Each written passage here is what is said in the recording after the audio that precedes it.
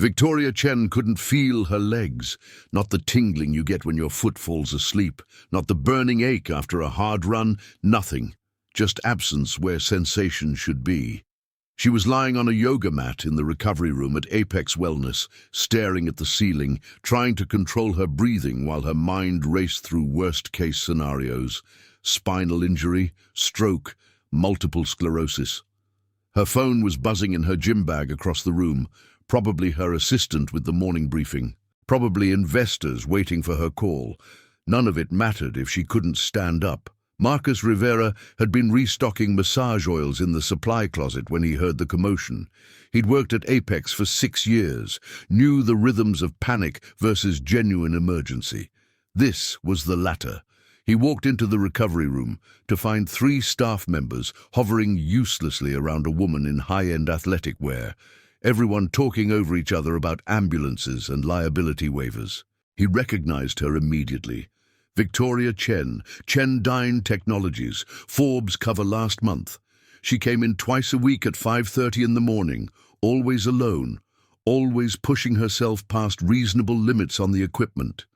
He knelt beside her, made eye contact. "Ms. Chen, I'm Marcus, physical therapist. Can you tell me exactly what you're feeling?" His voice was calm, procedural. She appreciated that. No dramatics. "Nothing," she said. "From my waist down, nothing." He asked her to try moving her toes. She concentrated. Nothing. He pressed his thumb firmly into her left foot. "Do you feel that?" She shook her head. One of the staff members was already on the phone with 911. Marcus glanced at his watch. 5:47 a.m. Los Angeles traffic was already building. An ambulance would take 30 minutes minimum to arrive, another 30 to get her to Cedars-Sinai. He made a decision that would change both their lives. "I need everyone to step back," Marcus said, standing up. He looked at the staff coordinator. "Cancel the ambulance." The coordinator blinked. "What? We can't just—" Marcus cut him off. "She doesn't need an ambulance. She needs to get to a medical center in the next 20 minutes, and I can get her there faster on foot than any vehicle can in this traffic." He looked down at Victoria. "I'm going to carry you. The medical center is 25 minutes from here. I know what's happening, and you're going to be fine, but we need to move now." Victoria Chen had built a $2 billion company by reading people in seconds. She looked at this man, probably early 30s, strong build, zero anxiety in his eyes, and made her own decision. "Do it." Marcus slid one arm under her knees, the other behind her shoulders, and lifted her like she weighed nothing. She was 5'6", maybe 120. He'd carried his daughter Sophia on his shoulders for hours at Disneyland last month. This was nothing physically. Psychologically, it was something else entirely. He was carrying a woman whose net worth could buy his entire neighborhood, and she had placed her complete trust in his judgment. He walked out of Apex Wellness into the gray morning light of West Los Angeles. The first 5 minutes, Victoria was silent, processing. Her arms were around his neck. His stride was steady, unhurried but purposeful. She could smell his deodorant, something simple, drugstore brand probably. His breathing was even. He wasn't struggling. The absurdity of the situation kept trying to break through her shock. She ran a tech company with 4,000 employees. She had a corner office on the 42nd floor. She gave keynote speeches about disruption and market dominance. And right now she was being carried like a child by a man whose name she'd learned 3 minutes ago. "Talk to me about what you're feeling," Marcus said, his eyes on the sidewalk ahead. Not a request. A clinical instruction. Victoria realized he was monitoring her, checking for changes. "Still nothing," she said. "Completely numb." He nodded. "That's actually good. Means we're dealing with nerve compression, not damage. You pushed too hard on the reformer machine, probably hyperextended in a way that's pinching your sciatic nerve cluster. Temporary. Scary as hell, but temporary." If you're a single dad watching this, drop a comment telling me what city you're from. I want to know where the real ones are watching from. Victoria felt something unexpected, relief, not because of the diagnosis, but because of his certainty. "You sound very sure," she said. Marcus smiled slightly. "I am. I've seen this 4 times in 6 years, always with high performers who ignore their body's signals, always resolved within hours once pressure is released." She wanted to be offended by high performers who ignore their body's signals, but he was completely right. She'd gone to Apex at 5 a.m. because she'd been up since 3 working on the Singapore acquisition. She'd pushed through a workout that her body had been screaming at her to stop. They were passing a coffee shop. Early morning regulars glanced at them, a man carrying a woman, and looked away. Los Angeles. Everyone's scene weirder. Marcus adjusted his grip slightly, and Victoria realized his arms hadn't trembled once. 6 minutes in, this man had real strength, not gym strength, functional, practiced, the kind you build doing actual work. "You have kids?" she asked. She didn't know why she asked. Maybe because being carried made her feel like a child, and she was trying to re-establish some sense of control through conversation. "2 daughters," Marcus said. 9 and 6, Emma and Sophia. His voice changed when he said their names, softened. "They're the reason I work mornings. Pick them up from school every day at 3:15. Victoria did the math. Single dad. Had to be. No one structures their entire work schedule around school pickup unless they're the only parent. She'd built her company by identifying patterns, reading subtext. This man had oriented his entire life around being present for his children. She thought about her own father, a corporate attorney who'd missed every recital, every parent-teacher conference, every moment that mattered, present at dinner, absent everywhere else, 10 minutes in. They were moving through Westwood now. Marcus's breathing was still controlled, but she could feel his heart rate elevated against her side. He was human, after all. "You can put me down if you need to rest," she said. "I'm fine," he replied. Not defensive, just factual. She believed him. "Why didn't you just wait for the ambulance?" Victoria asked. Marcus was quiet for a moment, navigating around a section of broken sidewalk. "Because I knew what you needed, and I knew the fastest way to get you there. Everything else was just bureaucracy and risk management." She understood that language. How many board meetings had she sat through where legal wanted to delay a necessary decision because of liability concerns? How many times had she overruled caution because she knew the right move? 12 minutes. Her phone was still buzzing in her gym bag, which Marcus had slung over his shoulder. She thought about all the calls she was missing. The morning briefing, the investor update, the product launch timeline review. For the first time in 15 years, Victoria Chen was completely unreachable, and the world hadn't ended. "You ever been married?" she asked. Again, she didn't know why she was asking. Maybe because vulnerability made her curious about other people's vulnerabilities. Marcus said. 3 years ago. She left, said I was wasting my potential working at a wellness center when I could be making real money in sports medicine or private practice. Victoria heard what he didn't say. That he'd chosen a schedule over a salary, presence over prestige. Have you ever sacrificed something everyone else valued for something only you understood mattered? Tell me in the comments. Was she right? Victoria asked. Marcus considered the question seriously. Depends on how you measure potential. I make enough to keep my daughters in a good school district, put food on the table, take them to the beach on weekends. I'm home when they need me. I sleep fine at night. He paused. If potential means maximizing income, yeah, I'm wasting it. If it means building a life I'm proud of, I'm doing exactly what I should be. Victoria had never heard anyone talk about success that way. In her world, success was quantifiable: revenue growth, market share, valuation. The idea that someone would deliberately choose less money for more presence felt almost radical. She'd missed her nephew's graduation last year for a pitch meeting. She couldn't remember the last time she'd slept fine at night. 15 minutes. They were passing UCLA's campus now, students heading to early classes. A few looked at them curiously. Marcus's pace hadn't slowed. Victoria realized her initial fear was gone, replaced by something stranger, awareness.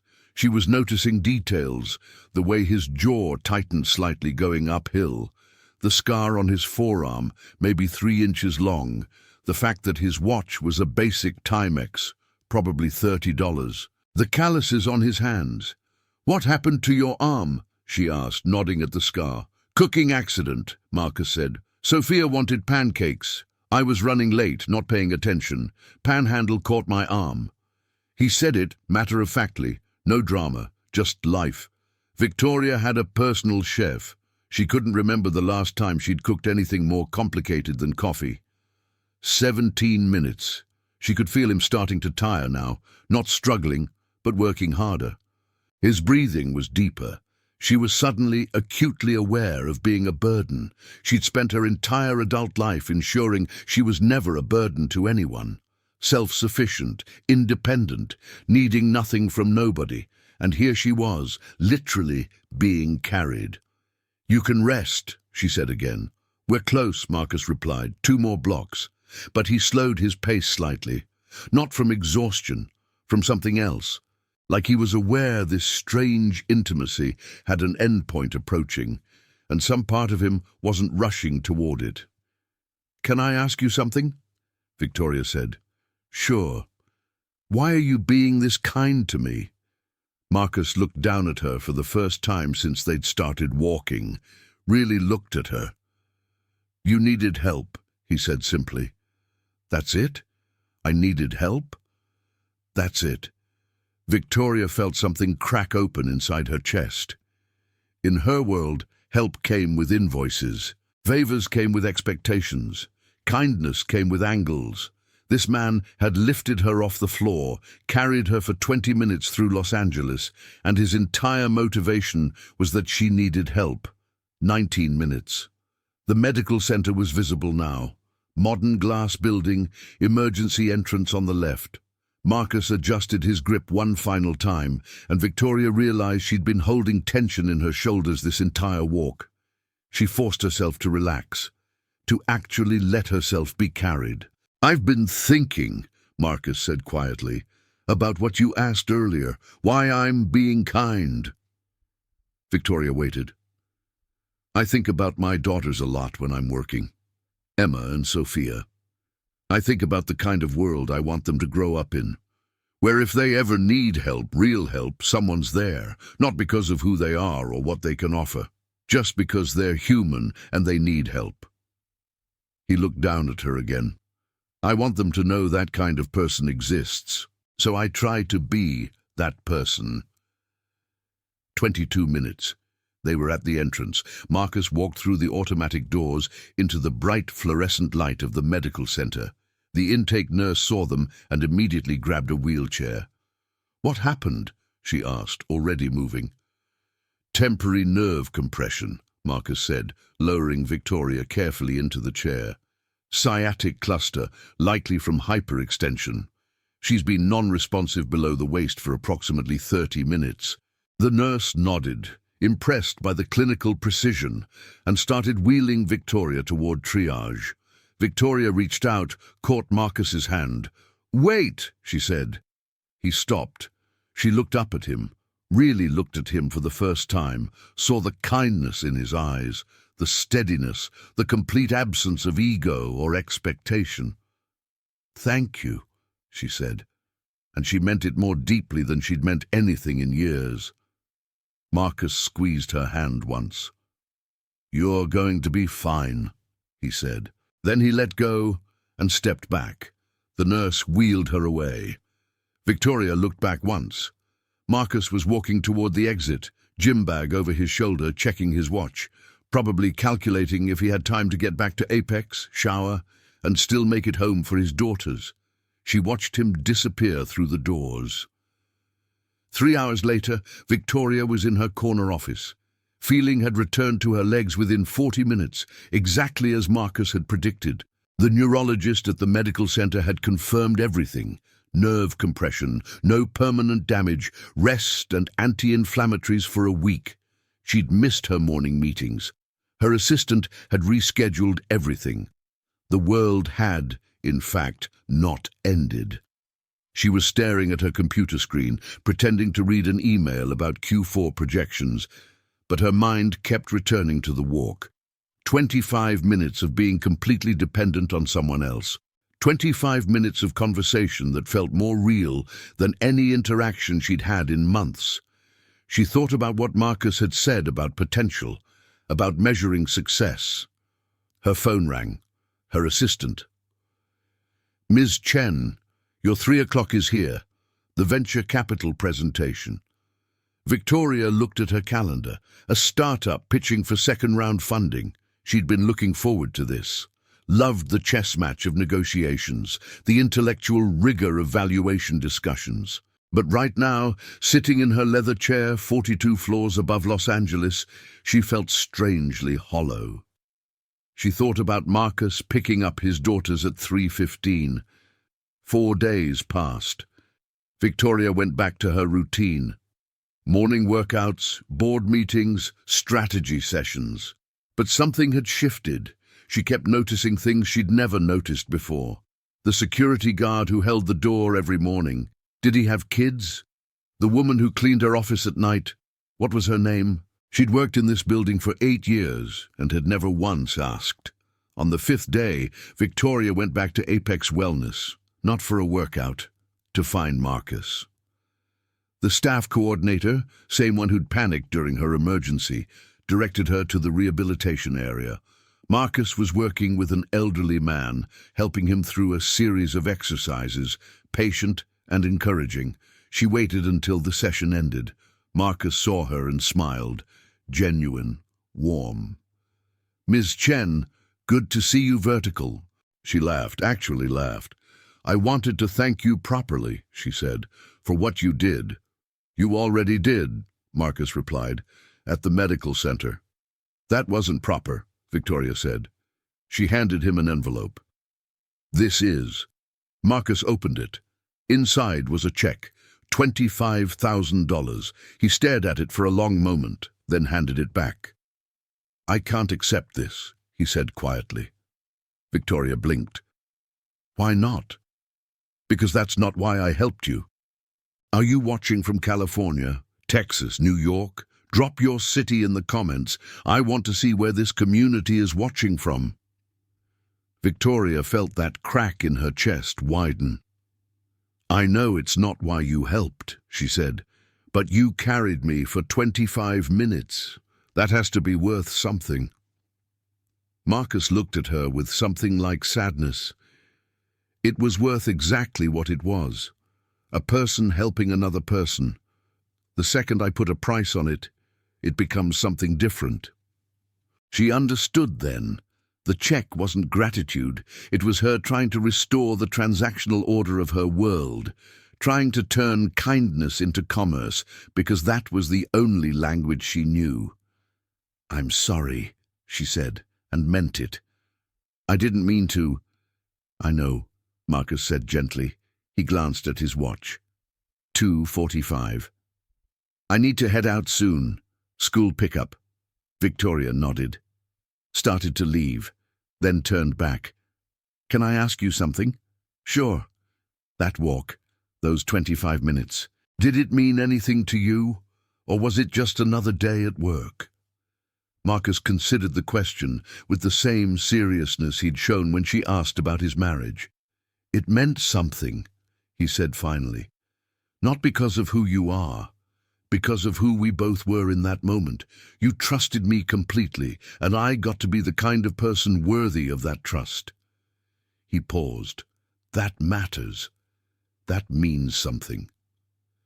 Victoria felt tears threatening and fought them back. She was Victoria Chen. She didn't cry in public. "Would you have coffee with me sometime?" she asked. "Just coffee, no envelopes, no transactions, just two people talking." Marcus smiled. "I'd like that, but it would have to be after 3:15. Daughters, you know." "I know," Victoria said. And she did. 2 weeks later, they met at a small coffee shop in Santa Monica. Victoria showed up in jeans and a simple sweater. Marcus almost didn't recognize her without the high-end athletic wear. They talked for 2 hours about everything: his daughters, her company, his ex-wife, her father, the choices they'd made, the prices they'd paid, the things they valued. Marcus told her about teaching Sophia to ride a bike last summer, how she'd fallen 17 times and gotten back up every single time, how watching her persist had reminded him why he'd chosen the life he'd chosen. Victoria told him about the first company she'd built in her 20s, the one that had failed spectacularly, nearly bankrupted her. How that failure had taught her more than any success ever had. They talked about strength, real strength, not the performance of it. Marcus said strength was showing up every day, even when no one noticed. Victoria said strength was admitting you couldn't do it alone. They realized they were both right. When they left the coffee shop, Victoria felt lighter than she had in years. Not because Marcus had solved anything or fixed anything, because he'd listened without agenda, shared without pretense, reminded her that connection didn't require transaction. Over the next month, coffee became a regular thing. Once a week, always after 3:15, always at the same small shop. They never talked about business, never talked about money, talked about books, about parenting, about the small, beautiful things people miss when they're rushing. Victoria started leaving work earlier, started noticing the people around her, learned the security guard's name, Raymond, father of 3, learned the night cleaner's name, Maria, grandmother of 7. If you know a single dad whose character changed someone's life, tell us his story in the comments. Include what city he's from. 3 months after the walk, Victoria did something unprecedented. She restructured her schedule, started taking Fridays off. Actually off, not working from home, not on email. Off. Her executive team nearly had a collective heart attack, but the company didn't collapse. Revenue didn't plummet. The world kept turning. She used those Fridays to volunteer at a youth center in East LA, teaching kids about technology and business. She wasn't particularly good at it initially. The kids were skeptical of this rich lady showing up trying to help. But she kept showing up, kept trying. Eventually they started to trust her. One Friday, a 14-year-old girl named Jasmine asked her, "Why do you come here? You got money. You could be anywhere." Victoria thought about how to answer, thought about Marcus and what he'd said about being the kind of person he wanted his daughters to know existed. "Because I want to be someone worth knowing," Victoria said. "Not because of what I've built or what I own, because of how I show up for people." Jasmine considered this. "That's real," she said, and Victoria felt more validated by those 2 words than by any Forbes cover or keynote speech. 6 months after the walk, Marcus invited Victoria to Emma's science fair. Victoria said yes immediately, then panicked about what to wear, settled on casual but presentable. She met Marcus at the school, a public elementary in Culver City, clean but underfunded, the kind of place where teachers bought supplies out of their own paychecks. Emma's project was about water filtration, simple but thoughtfully executed. She explained it to Victoria with the kind of earnest enthusiasm that only 9-year-olds possess. Victoria asked questions, real questions, not patronizing ones, and Emma's face lit up. Afterward, Sophia ran up and hugged Victoria's leg like they were old friends. Marcus had clearly talked about her. They got ice cream after. Sophia got chocolate everywhere. Emma told a long, complicated story about her friend Madison's drama with someone named Tyler. Marcus listened to every word like it was the most important thing he'd ever heard. Victoria watched him and understood something profound. This was success. Not the corner office or the Forbes cover. This, being fully present for the people who mattered. That night, driving home to her empty penthouse apartment, Victoria cried.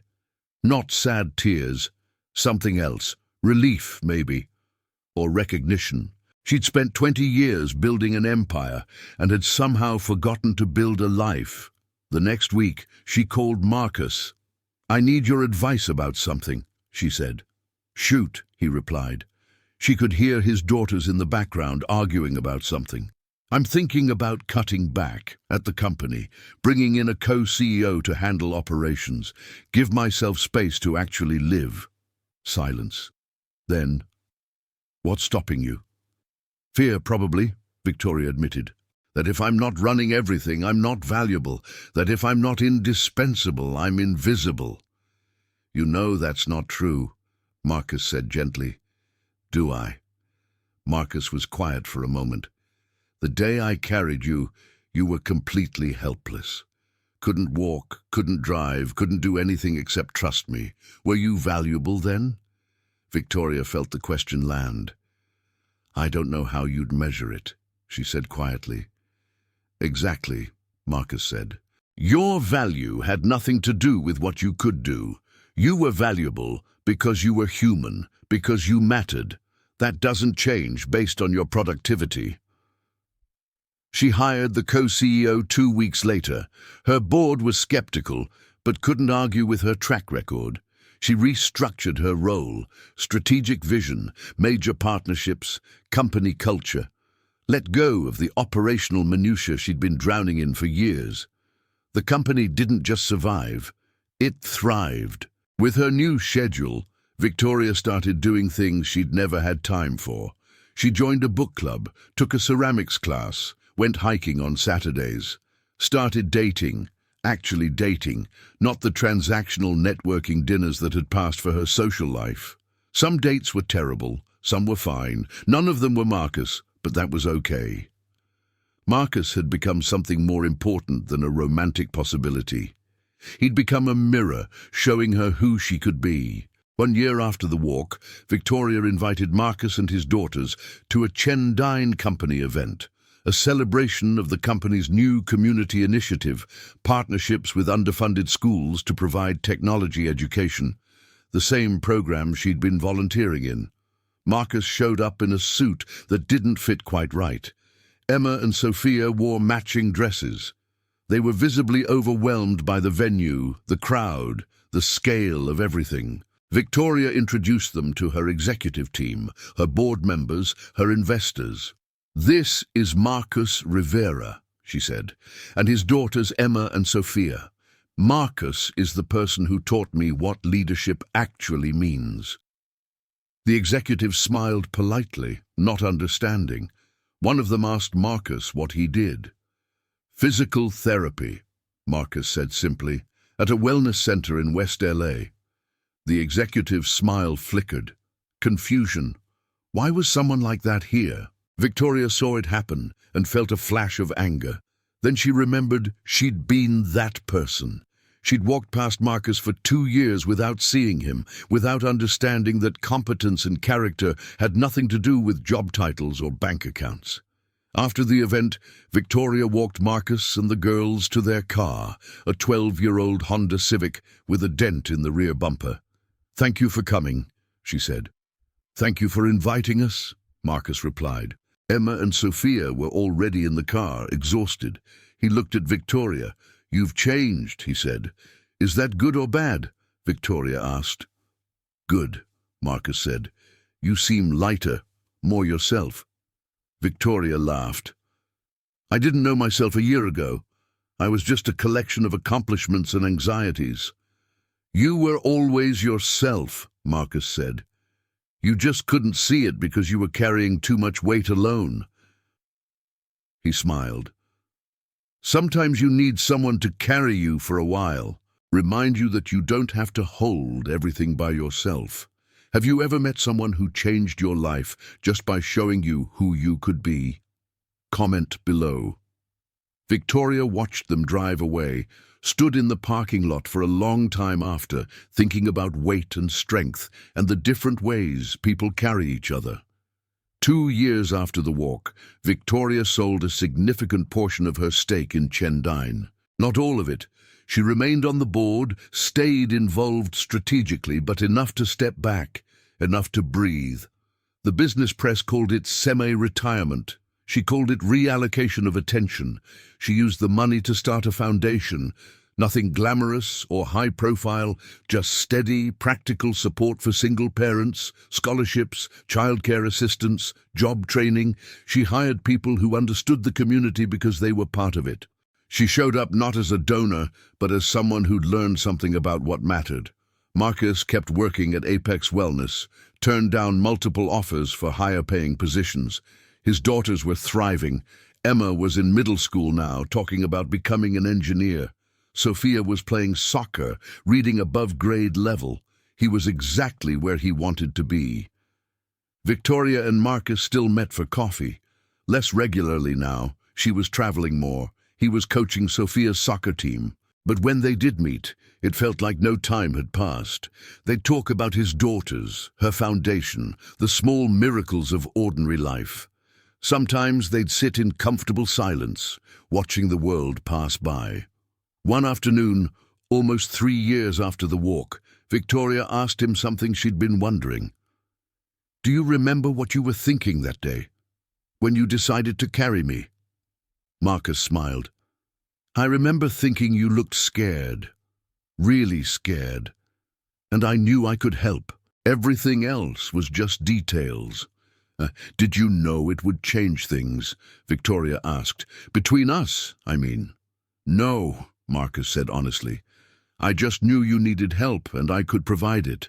That's all I ever know in the moment." He paused. "The rest, everything that came after, that was both of us choosing to pay attention, to be curious about each other. That's not something you plan. It's something you allow." Victoria thought about that, about allowing, about the difference between controlling and receiving, about trust. "I've been thinking about writing about this," she said, "about what I learned from you, about that walk." Marcus raised an eyebrow. "What would you write?" "That sometimes the most powerful thing you can do is admit you need help," Victoria said. "That being carried isn't weakness, it's trust. That the people we overlook are often the ones who see most clearly. That character matters more than credentials. That strength has nothing to do with never falling, and everything to do with who's there when you do." Marcus was quiet for a long moment. "If you write that, write the truth," he said finally. "Don't make me a hero. I'm not. I'm just a guy who helped someone who needed it. The real story isn't that I carried you. It's what you did with it after, how you let it change you." She understood what he meant. The walk was 25 minutes. The transformation was 3 years and counting. One was a moment. The other was a choice, made daily, to see differently, to value differently, to live differently. 5 years after the walk, Victoria stood in front of a room full of graduate students at UCLA's business school, guest lecture on leadership and success. She'd given versions of this talk 100 times before, but this one was different. "I want to tell you about the day I lost my legs," she began. The room went quiet. She told them the story. All of it. The panic, the numbness, Marcus's decision, the walk, the conversations, the coffee meetings, the slow unraveling of everything she'd believed about strength and value and success. "For 25 minutes," she said, "I was completely powerless, completely dependent. Every instinct I'd built over 2 decades told me that was unacceptable, that I should be in control, that needing help was failure." She paused. "But here's what I learned. Being carried isn't the opposite of strength. It's the beginning of wisdom, because you can't be carried unless you trust someone, and you can't trust someone unless you see them, really see them, not their function or their title, their character." One student raised his hand. "So what happened with you and Marcus? Are you together?" Victoria smiled. "We're friends, real friends. He's still at Apex Wellness, still picking up his daughters every day at 3:15. Still being exactly who he is, which is someone who measures success by presence, not profit. Doesn't that bother you? Another student asked, that he didn't leverage your connection into something bigger? The question revealed everything Victoria had once believed and no longer did. He did leverage it into something bigger, she said quietly. Just not the kind of bigger you're thinking of. He leveraged it into a friendship with someone who needed to remember her own humanity. That's bigger than any business deal. Know a single dad who prioritized presence over profit and never regretted it. Tell his story in the comments. The lecture ended. Students clustered around with questions. But Victoria was thinking about something else. About Marcus, who was probably at a soccer game right now, cheering for Sophia. About Emma, who'd been accepted to a math and science magnet program. About the life he'd built that looked small from the outside, but was vast on the inside. That night she texted him, "Gave a lecture today about the walk, about what you taught me." His response came 20 minutes later. "What did I teach you?" She thought about how to answer, typed and deleted several versions, finally settled on, that being seen is more valuable than being impressive, that carrying someone is an honor, not a burden, that the strongest people are the ones who know when to let themselves be carried. 3 dots appeared, disappeared, appeared again. "Then you taught me something too." "What?" Victoria typed. "That some people are brave enough to change, to admit they got it wrong and choose differently. That's rare. That's worth knowing." Victoria read the message 3 times, felt something settle in her chest.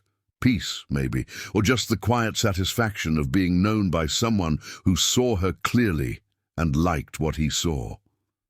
7 years after the walk, Emma graduated high school, valedictorian, full scholarship to MIT for mechanical engineering. Marcus invited Victoria to the graduation. She sat with him and Sophia, now 13 and already taller than her father. They watched Emma give her speech, poised, brilliant, thoughtful. "My dad taught me that success isn't about being the best," Emma said from the podium. "It's about being the most yourself, about showing up fully for the people who matter, about measuring your life by moments of presence, not achievements of absence." She looked directly at Marcus. "Thank you, Dad, for showing me what that looks like." Victoria watched Marcus's face, saw his eyes water, saw the pure, unguarded pride. This was a man who'd given up career advancement, financial optimization, social status, and he'd gained this, a daughter who understood what mattered, a life built on presence, the respect of people who saw who he actually was. After the ceremony, they went to dinner. Emma talked about MIT, about her plans, about the future.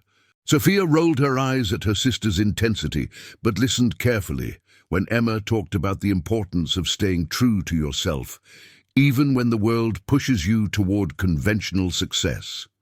These were Marcus's children. You could see his influence in every word, every value, every choice. Victoria thought about her own life. The foundation was thriving. She'd started seeing someone, a teacher named David, kind and grounded. She'd learned to paint.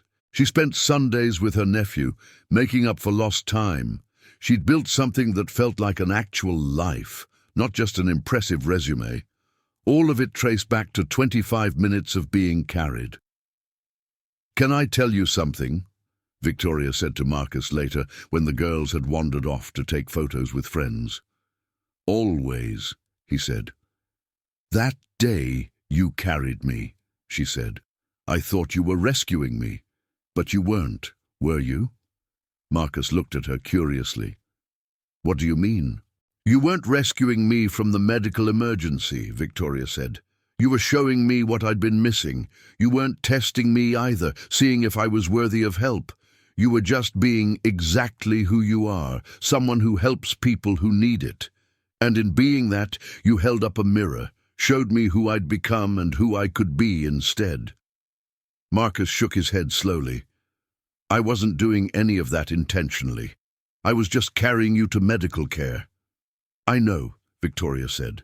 That's exactly my point. You weren't trying to teach me anything. You weren't performing kindness or demonstrating character. You were just being kind, just being competent, just being present. And it changed my entire life because I'd never encountered that before. Not at that level, not without agenda or angle. She paused, trying to find the right words. I spent 20 years in a world where every interaction was transactional, where help came with invoices and kindness came with expectations. And then you carried me for 25 minutes just because I needed help. No invoice, no expectation, just human helping human. I didn't know that still existed. Marcus was quiet for a long time. It always existed, he said finally. You were just in the wrong rooms to see it. Victoria laughed, but it caught in her throat. Yeah, I was. If you've ever been in the wrong rooms and found your way to the right ones, share your story in the comments. 10 years after the walk, Victoria received an invitation to Marcus's wedding, to a woman named Andrea, a teacher at Sophia's school. They'd been dating for 3 years, taking it slow, making sure it was right for everyone. Victoria had met her several times, warm, intelligent, completely unbothered by Marcus's lack of ambition in the conventional sense. At the wedding, small and beautiful, held in a community garden, Victoria watched Marcus dance with his daughters. Emma was home from MIT, already working on projects that would probably change the world. Sophia was applying to colleges, talking about studying environmental science. Both of them had their father's kindness in their eyes, his steadiness in their bearing. Andrea caught Victoria watching, came over smiling. He talks about you, you know, about that day. Does he? Victoria asked. What does he say? That it was the day he realized kindness doesn't have prerequisites, Andrea said. That you were this powerful, successful woman, and in that moment, all that mattered was that you were human and needed help.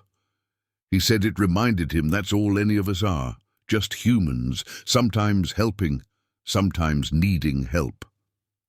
Victoria felt the familiar crack in her chest, the one that never fully healed, but taught her how to feel things honestly. He changed my life, she said.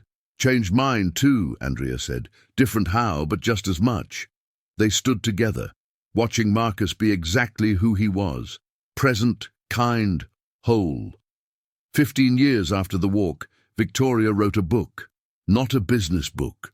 A memoir about success and what it costs, about being carried and learning to carry others, about the difference between being impressive and being human. She dedicated it to Marcus and his daughters and to everyone who taught her that presence was the ultimate currency. The book did moderately well, made some bestseller lists. But the success Victoria cared about was different. It was the single parents who wrote to her, saying the book helped them feel seen. The professionals who said it gave them permission to restructure their lives around what mattered. The young people who said it showed them there were different ways to measure a life well lived. Marcus read it, of course, called her afterward. You made me sound a lot more profound than I am, he said, and she could hear the smile in his voice. I just wrote what was true, Victoria replied, that you carried someone who needed it and asked for nothing in return. That's profound whether you intended it to be or not. I carried you for 25 minutes, Marcus said. You've been carrying that story for 15 years. Victoria thought about that. Maybe that's how it works. Someone carries you when you can't walk. Then you carry the memory of that kindness forward. Pass it on. Try to be for others what they were for you. 20 years after the walk, Victoria was 63. Marcus was 54. Emma was a respected engineer. Sophia was completing her PhD in environmental science. Andrea and Marcus had 2 kids of their own now, navigating the beautiful chaos of a blended family. Victoria's foundation had helped thousands of single parents. David, her partner of 17 years, had taught her things about stability and quiet love that all her success had never revealed. They still met for coffee occasionally. Less often now, life was full in different ways. But when they did, it still felt like that first conversation in the coffee shop. Real, unguarded. Two people who'd witnessed each other's full humanity and chose to stay present to it. "Do you ever think about that day?" Victoria asked one afternoon, both of them grey-haired now, both of them slower but steadier. "Sometimes," Marcus said. "Usually when one of my kids asks for help with something, reminds me that's all any of us can do, help when we can, accept help when we need it." "I think about it all the time," Victoria admitted. "Not the emergency, the walk. Those 25 minutes when everything I thought I knew about strength and value got turned upside down." She smiled. "Best 25 minutes of my life." Marcus laughed. "You couldn't feel your legs." "Exactly," Victoria said. "Couldn't feel my legs. Couldn't control anything, couldn't perform or impress or manage, could only trust. And it turned out trust was the thing I'd been missing all along." They sat in comfortable silence. The coffee shop had changed ownership 3 times, but they kept coming back. Some places hold memories too important to abandon. "Thank you," Victoria said. She said it every time they met, and she meant it fresh every time. "For what?" Marcus asked, also like every time. "For carrying me when I couldn't walk," Victoria said. "For showing me I was still human when I'd forgotten. For being exactly who you are with no apology and no performance. For proving that character is real and kindness matters and presence is the only success that lasts." Marcus reached across the table, squeezed her hand. "You gave me something too, you know." "What?" "You saw me," he said simply. "Really saw me, not as a function or a job title, as a person, as someone whose choices mattered, whose life had value beyond utility. Most people looked through me. You looked at me. That's a gift." And there it was, the truth beneath the whole story. Not that he had saved her, not that she had elevated him, but that they had seen each other truly, completely, without the distortions of transaction or performance, and that seeing had transformed them both. The turnaround was never about rescue. It was about recognition. She thought he was carrying her to safety. He was. But the real journey wasn't 25 minutes through West Los Angeles. It was 20 years of both of them learning to carry each other in the ways that mattered. She carried the lesson he taught about presence. He carried the validation she gave his choices. They both carried the proof that being seen changes everything. 25 minutes to walk to a medical center. 20 years to fully understand what that walk meant. Some distances aren't measured in blocks or miles. They're measured in how far you travel from who you were to who you become. Victoria Chen had been a billionaire CEO who couldn't feel her legs. She'd been carried by a man she'd walked past 100 times without seeing, and in those 25 minutes, everything changed. Not because of the emergency, because of the choice. His choice to help without asking for anything, her choice to let it transform her. She'd spent the next 2 decades learning one essential truth. We are all sometimes the one who can't walk, and sometimes the one strong enough to carry. The meaning of a life isn't found in never needing help. It's found in the grace of helping when you can, and the humility of accepting help when you can't. Marcus Rivera carried Victoria Chen for 25 minutes, but they carried each other for the rest of their lives. And in that carrying, that mutual, unglamorous, essential carrying, they both found what they'd been searching for all along. Not rescue, not reward, just recognition. The kind that comes when one human truly sees another and says, without words, "You matter. You are valuable. You are seen." That recognition changes everything. The coffee grew cold. The afternoon lengthened into evening. They talked about small things, important things, nothing things, and when they finally stood to leave, both of them moved a little slower than they used to. Both of them needed a little more help than they once did. Marcus held the door. Victoria walked through. They'd been carrying each other in small ways for 20 years now. Would continue carrying each other in smaller ways as the years went on, until eventually one of them needed to be carried for real again, one final time, and when that day came, the other would be there, would lift them gently, would walk as far as needed, would prove one more time that the measure of a life isn't what you accomplish alone. It's who you carry and who carries you. It's the 25 minutes when everything changes because someone chose kindness without keeping score. That's the story. That's the turnaround.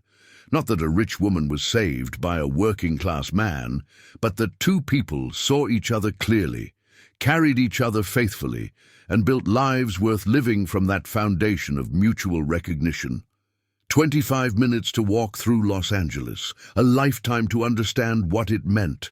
Some journeys change you not because of where they take you, but because of who carries you there.